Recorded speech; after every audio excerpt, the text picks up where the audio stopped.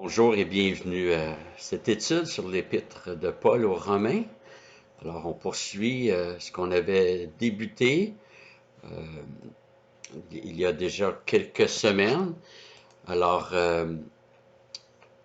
on avait vu jusqu'à maintenant les versets 1 à 4 du premier chapitre et on va lire à partir du verset 3 pour reprendre où on était rendu, qui nous dit: cet évangile concerne son Fils, c'est-à-dire le Fils de Dieu, né de la descendance de David selon la chair, et déclaré Fils de Dieu avec puissance, selon l'Esprit de sainteté, par sa résurrection d'entre les morts, Jésus-Christ notre Seigneur. Prions. Seigneur Dieu, on veut vraiment s'incliner devant toi, incliner nos pensées, nos critères, euh, nos, nos finances, nos projets, nos ambitions. On veut incliner tout notre être, tout ce que nous avons, tout ce que nous sommes, et tout assujettir à tes pieds, Seigneur Dieu. Parce que tu es le maître de tout. Et Seigneur, que ta parole puisse nous instruire pour nous fortifier, nous consoler, nous restaurer, nous, nous équiper, Seigneur Dieu, pour le service. Amen.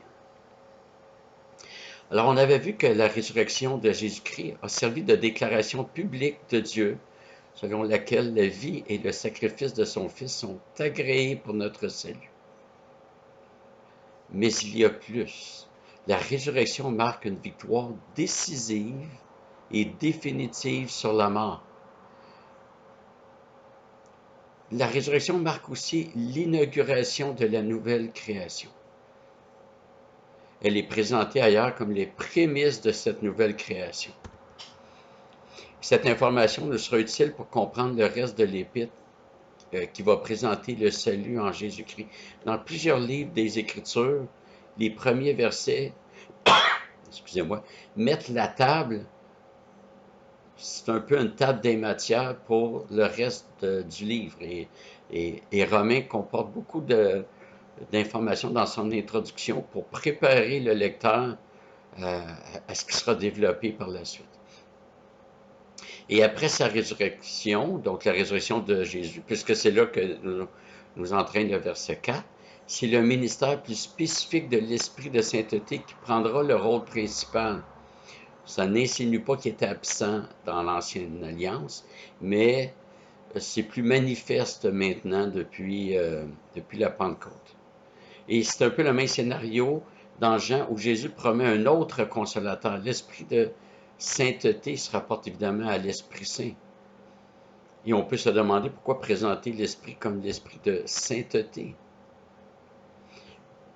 La sainteté de Dieu appliquée à nous, ses enfants, c'est-à-dire l'application de la sainteté, c'est la sanctification.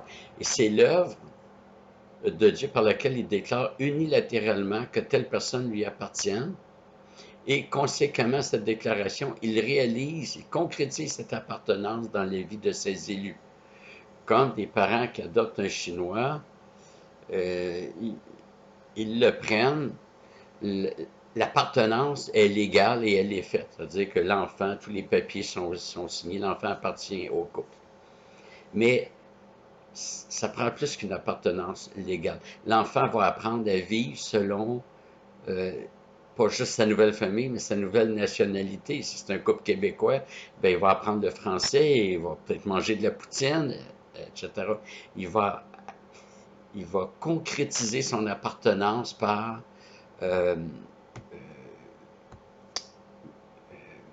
en devenant de plus en plus semblable à celui qui l'a adopté. Alors, c'est un peu ça pour nous aussi. Donc, c'est l'Esprit de sainteté, c'est Dieu qui applique la sanctification, la consécration à ceux qu'il sauve.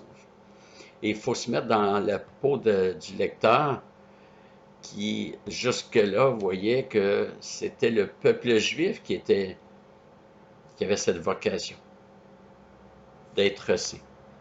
Et là, c'est ouvert à toutes les nations.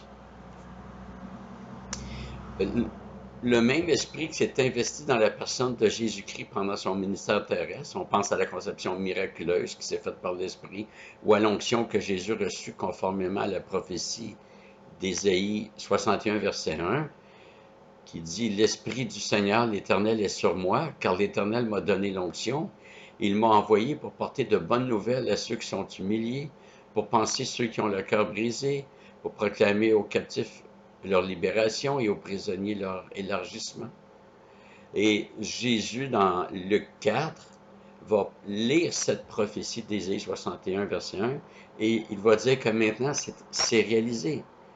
C'est réalisé dans sa personne. Il est celui qui a reçu l'onction pour inaugurer le royaume.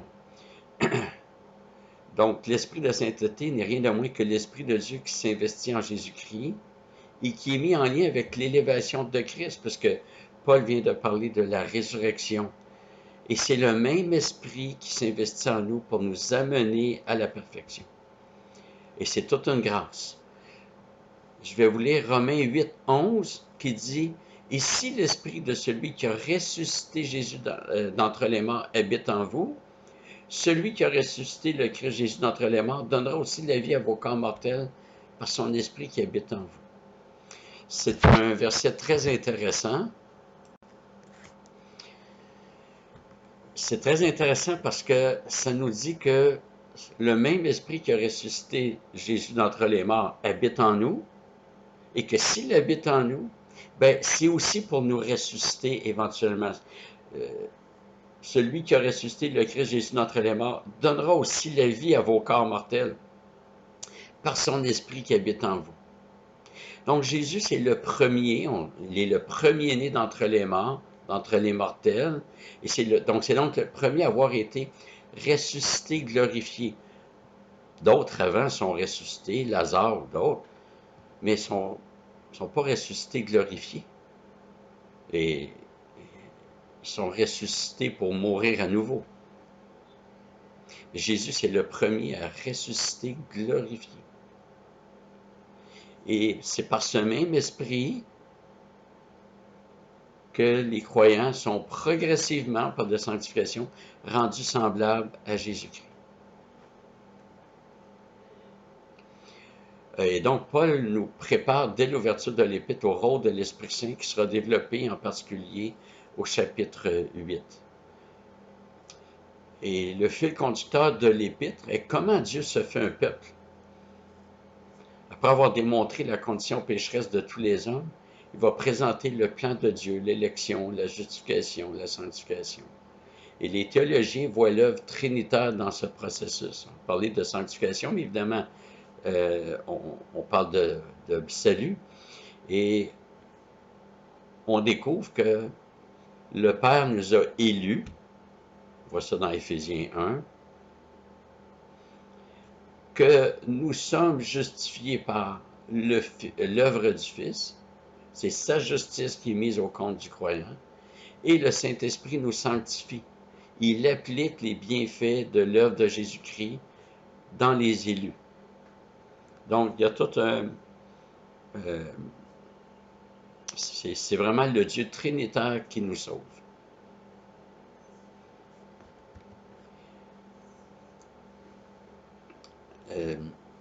Donc, on va regarder maintenant les versets 5 et 6.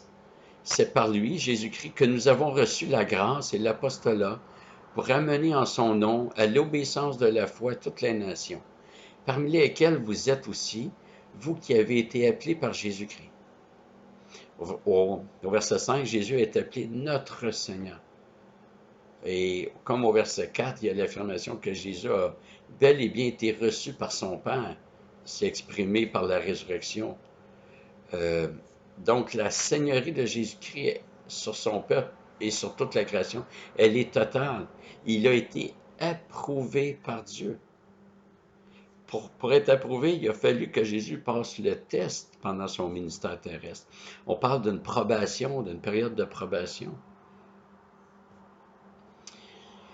Et je pense que nous avons là, frères et sœurs, un encouragement à persévérer, sachant que nous sommes placés dans l'œuvre de celui qui a toute la puissance pour achever l'œuvre de celui qui l'a commencé en chacun de ses enfants. Nous sommes appelés à collaborer, hein, du latin veut dire travailler avec. On est appelé à collaborer avec Dieu dans notre sanctification, dans notre persévérance, mais même notre collaboration, c'est pas nous qui la faisons. Je vais quand même nuancer. C'est pas comme si Dieu disait on a un fauteuil à bouger, prends ton côté, je prends le mien. Non, c'est plutôt que notre, notre contribution, notre collaboration dans la sanctification, c'est Dieu qui œuvre en nous pour qu'on puisse la faire. Alors oui, nous la faisons, mais c'est encore Dieu qui reçoit toute la gloire de ce qu'on peut faire. Parce que c'est lui qui crée en nous le vouloir et le faire. Ensuite, Paul parle de la grâce et l'apostolat. Ça serait probablement mieux traduit par la grâce de l'apostolat. Et les propos de Paul ici correspondent tout à fait avec le mandat qu'il a reçu à sa conversion. Acte 22, verset 21, et c'est Paul qui raconte sa conversion, il dit « Alors le Seigneur me dit, va car je t'enverrai au loin vers les païens. » Les païens, les nations.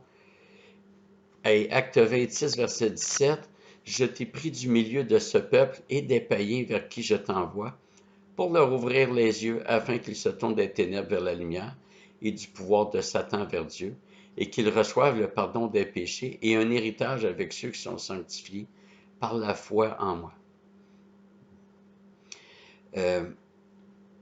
Si Jésus est présenté comme celui par qui la grâce est accordée, c'est après nous l'avoir présenté comme un représentant de la race humaine au verset 3. Autrement dit, Jésus a dû se faire chair, il a dû devenir homme, tout en demeurant Dieu, on s'entend, pour faire son œuvre terrestre, avec comme point culminant la croix, pour ensuite être élevé à la royauté et pour déverser sur nous cette grâce.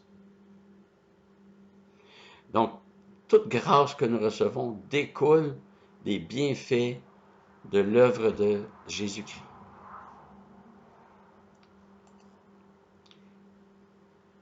Et le fait que les nations adhèrent à l'Évangile constitue l'accomplissement de la promesse faite à Abraham qui dit qu'en lui, toutes les nations de la terre seront bénies.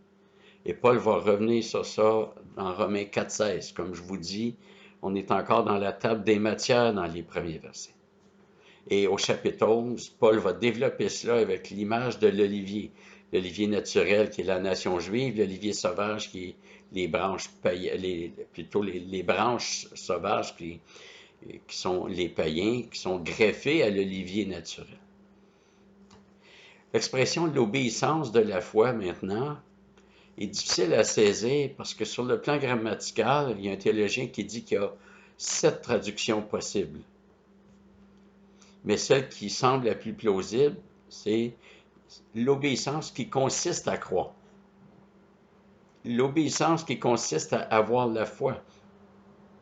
Parce que la foi n'est pas une option. La foi, c'est une injonction. Croyez, c'est un impératif.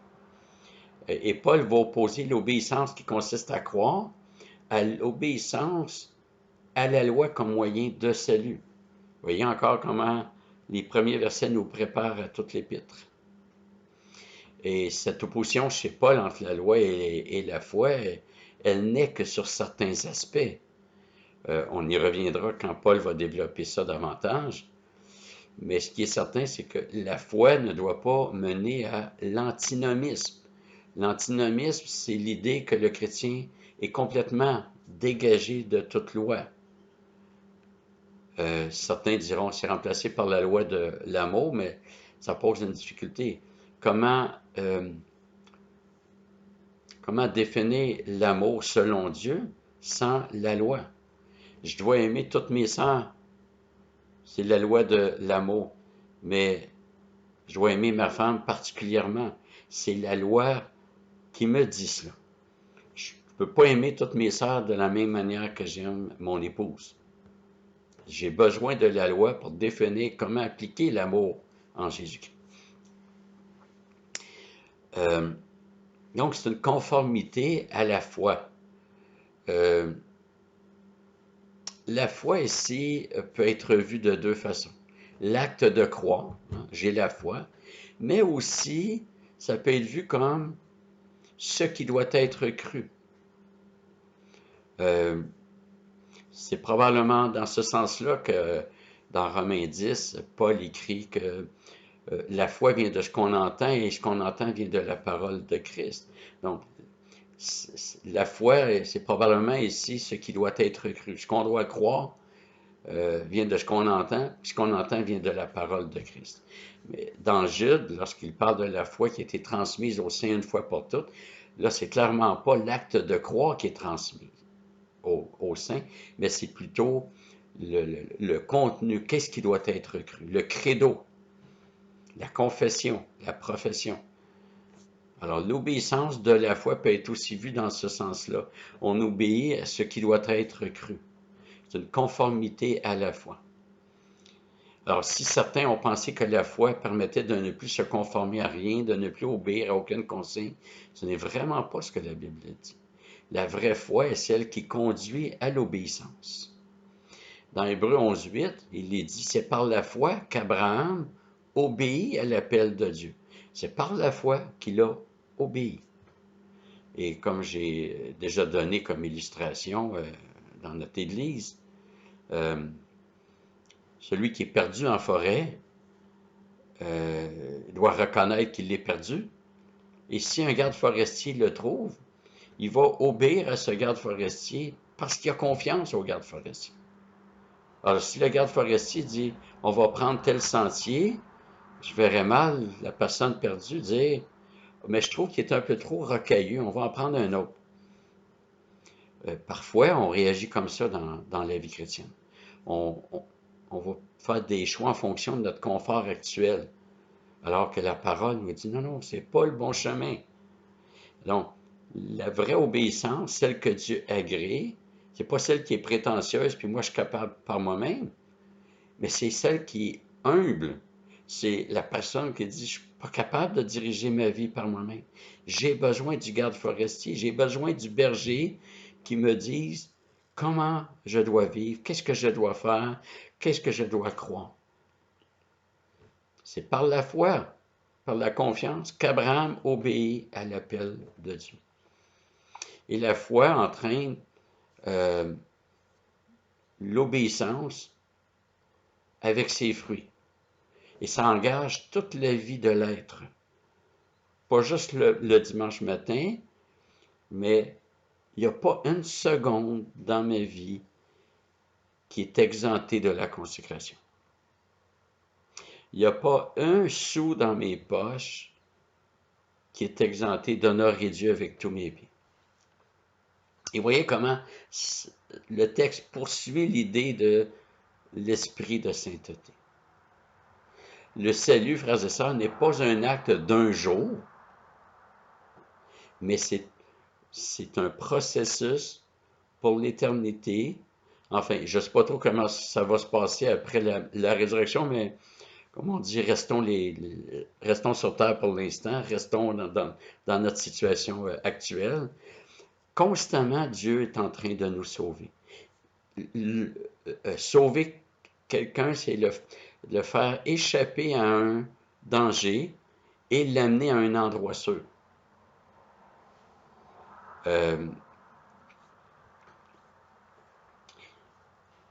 Quand Dieu nous sauve constamment, il est en train d'agir pour nous faire échapper à nous-mêmes, aux conséquences qu'on mérite, mais aussi aux dangers de ce monde. Et il nous amène en lieu sûr, il nous sanctifie. Et donc, Dieu nous donne la repentance, la foi, et là, on est dans un processus de sanctification. C'est un autre aspect, un autre, je veux dire, étape du salut. Et la foi et l'obéissance de la foi sont tellement indissociables que voyez le parallèle, que Paul fait un parallèle très intéressant. Chapitre 1, verset 8, Paul dit « Votre foi est renommée dans le monde entier ». Et au chapitre 16, verset 19, il dit « Votre obéissance est connue de tous ». Voyez le parallèle. La foi se voit dans l'obéissance. C'est pas juste dans le propos. C'est dans l'obéissance que la foi se voit. Celui qui désobéit est en train de dire qu'il n'a pas besoin du berger. Donc, c'est pour ça que Paul est envoyé. Pour l'obéissance de la foi, il est envoyé vers les nations. Et on goûte encore aux fruits de son ministère. Il a écrit, il a amené des gens à la foi qui, eux, en ont amené d'autres et d'autres et d'autres jusqu'en 2020, au moment où cette vidéo est enregistrée. Et ça va continuer ici jusqu'au retour de Jésus-Christ. Et Paul résume son apostolat en disant « C'est par celui qui a été ressuscité, le Fils de Dieu, c'est par lui que Paul reçut son apostolat. » Le but, amener en son nom à l'obéissance de la foi, non seulement les Juifs. Il faut lire vraiment Paul était juif. Il faut voir que Paul travaille dans la transition, où la notion de peuple de Dieu connaît un tournant majeur. Ce n'est plus au sein d'un peuple ethnique, mais c'est parmi toutes les nations. Et alors que les Juifs sont habitués de parler de l'obéissance à la loi de Moïse, Paul informe dès l'introduction que l'Évangile exige l'obéissance à la foi. On va voir plus loin, et on va en parler au chapitre 2, versets 14 et 15, mais aussi, je pense que c'est au verset 13 que Paul ramène des commandements. On va voir que l'obéissance à la foi ne supprime pas la loi. Et comme je vous ai dit, les Juifs étaient habitués à se regarder comme les seuls bénéficiaires des promesses de Dieu. Paul annonce que les païens sont aussi concernés. Il va le faire de façon encore plus claire dans les chapitres 1 à 3 de son épître aux Éphésiens. Puis il va dire que les païens ont un même héritage. Dans le contexte, il y a un même héritage, c'est pas un même héritage entre eux, c'est un même héritage que les Juifs. Et l'obéissance à la foi doit être vue comme l'œuvre de Dieu par laquelle Dieu transforme ses élus pour qu'ils se conforment à l'exigence divine de croire en lui. Et la foi est un don de Dieu, nul ne se l'approprie de lui-même. C'est un sujet qui est un petit peu controversé chez les chrétiens. Certains ont l'impression, quand on dit ça, que Dieu fait les choses en piétinant la volonté de l'être humain, ce qui est faux. Dieu ne supprime pas la volonté de l'être humain. Dieu incline, Dieu donne une volonté restaurée, une nouvelle volonté. Ça fait partie de recevoir un nouveau cœur, un nouvel esprit. Et chez les Hébreux, le mot cœur a presque toujours le sens de toute l'intériorité. On est renouvelé de l'intérieur, ça inclut notre volonté. On a reçu une nouvelle nature. C'est comme si un poisson, on demande à un poisson de manger une pomme, il n'est pas intéressé. Mais si on lui donne une nouvelle nature et que maintenant c'est un chevreuil, il a reçu une nouvelle nature qui fait que là, il veut manger la pomme. Et le chrétien, c'est exactement ça. Il a reçu une nouvelle nature. Et selon cette nouvelle nature-là, il veut croire. Il a reçu la disposition de la foi. Maintenant, au verset 6, quand Paul dit que les croyants ont été appelés par Jésus-Christ, et au verset 7, appelés saints ou appelés à la sanctification, encore une fois, chaque croyant n'a pas décidé de son propre chef d'appartenir à Dieu. Encore une fois, ça ne signifie pas que sa volonté n'est pas mise à contribution, mais c'est que c'est pas le croyant qui a pris l'initiative et qui a déterminé cela. Nul ne peut dire Jésus est Seigneur si ce n'est par l'Esprit de, de Dieu. Et on voit aussi dans 1 Corinthiens 2,14, si ma mémoire est bonne, que l'homme naturel ne reçoit pas les choses de l'Esprit. Comment se fait-il que j'ai reçu les choses de l'Esprit? C'est pas par mon homme naturel. Il a fallu que Dieu me renouvelle mon intelligence pour que mes yeux s'ouvrent et que je croie.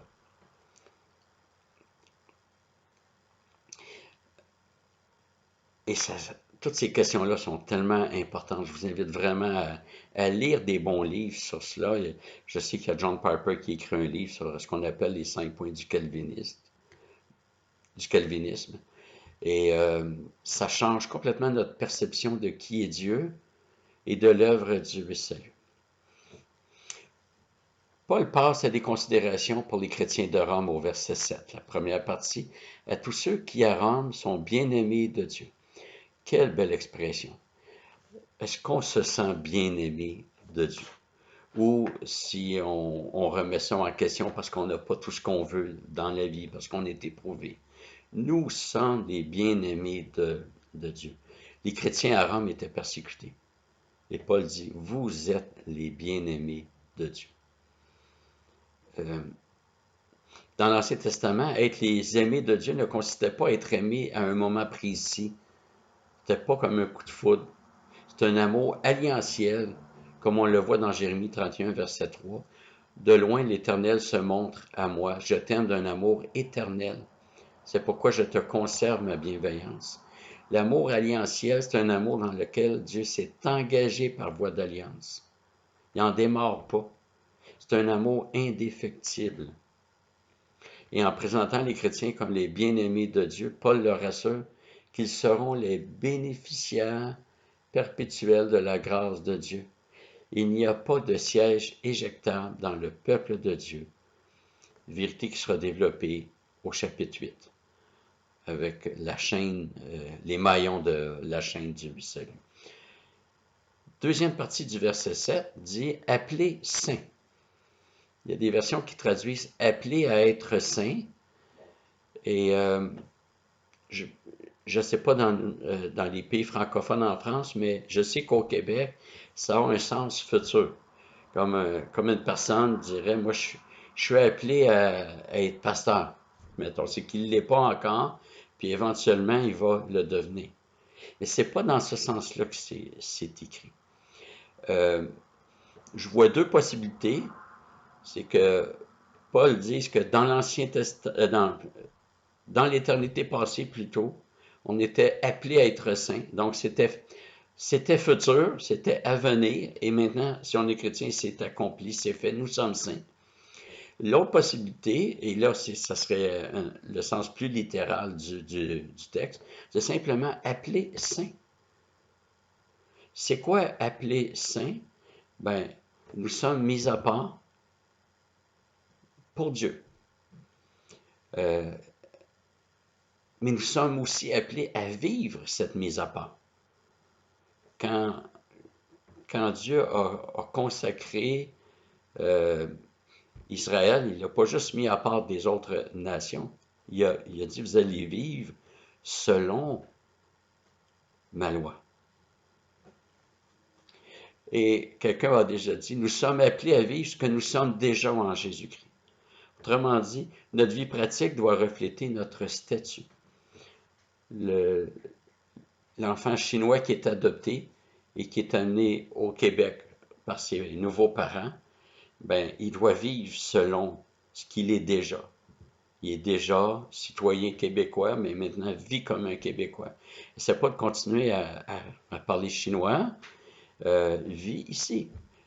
Tu ne vis plus selon le fuseau horaire que tu avais en Chine, vis selon ton nouveau fuseau horaire, vis selon ta nouvelle identité. Et c'est ce qu'on est appelé à faire. Et Paul va développer ce thème aussi plus loin.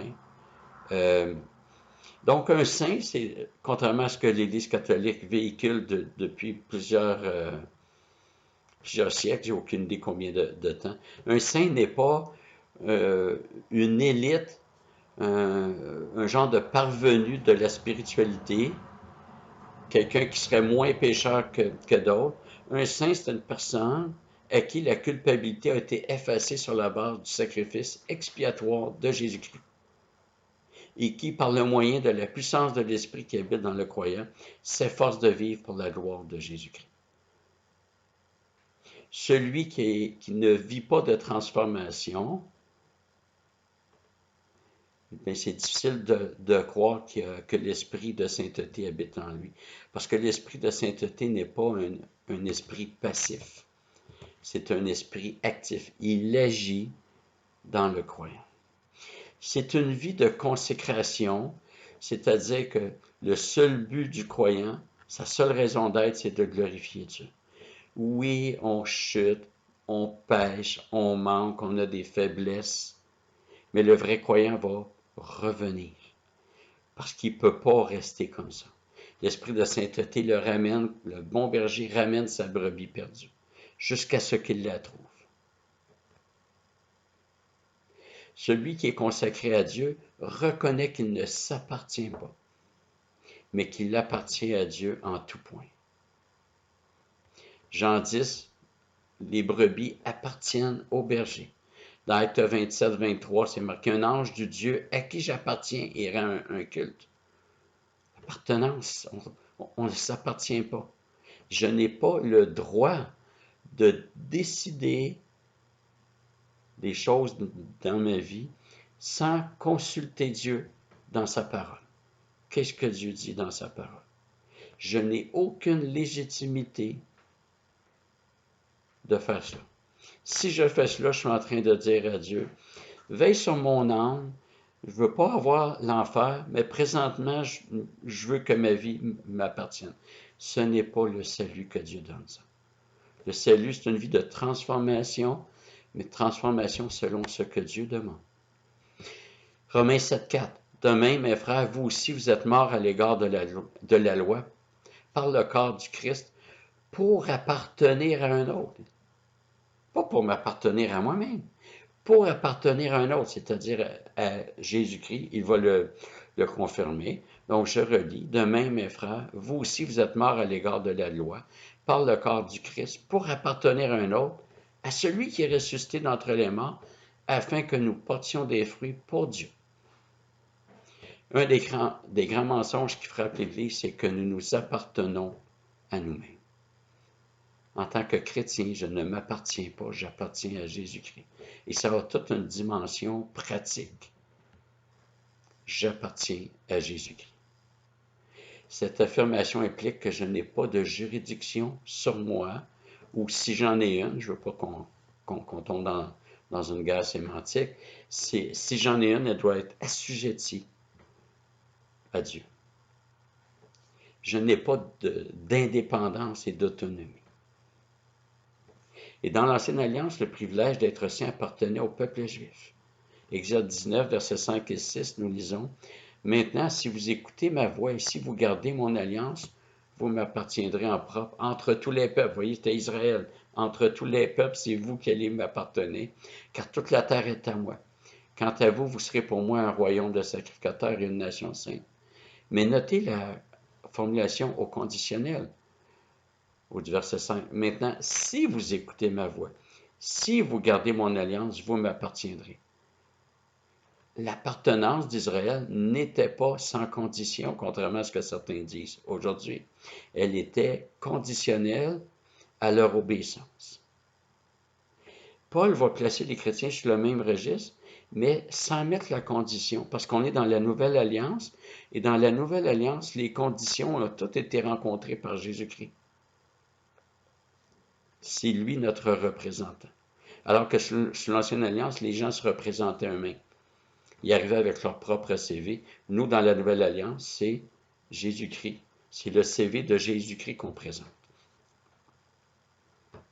Et on va voir dans les chapitres qui traitent du sujet que la sanctification est une déclaration unilatérale de Dieu. C'est par décret que Dieu a élu certains à former son peuple, comme le dit le chapitre 9. Et encore une fois, ça ne signifie pas que la volonté du croyant est passive, elle est sollicitée pour travailler dans le sens de la sanctification, mais c'est d'abord Dieu qui décide de qui sera sauvé. Dans Romains 11,4, Paul rappelle que c'est Dieu qui s'est réservé 7000 hommes. C'est pas 7000 hommes qui se sont réservés eux-mêmes et qui n'ont pas fléchi le genou devant Baal. Dieu s'est réservé 7000 hommes. C'est lui qui l'a fait. Mais ces hommes n'ont pas agi contre leur volonté. On ne les a pas forcés à plier le genou. Encore une fois, Dieu a incliné la volonté qui donne le vouloir et le faire. Et l'esprit de sainteté est participant et même l'agent à cette œuvre. Les croyants sont placés sous la tutelle de l'esprit pour assurer la réalisation de l'œuvre de Dieu en chacun d'eux. Frères et sœurs, on va prier pour terminer. Seigneur, beaucoup d'éléments dans ces versets. Quelle richesse, Seigneur. Merci parce que c'est l'Écriture qui interprète l'Écriture. C'est pas à nous à décider du sens des versets, mais c'est en regardant ta parole, par la parole, Seigneur Dieu.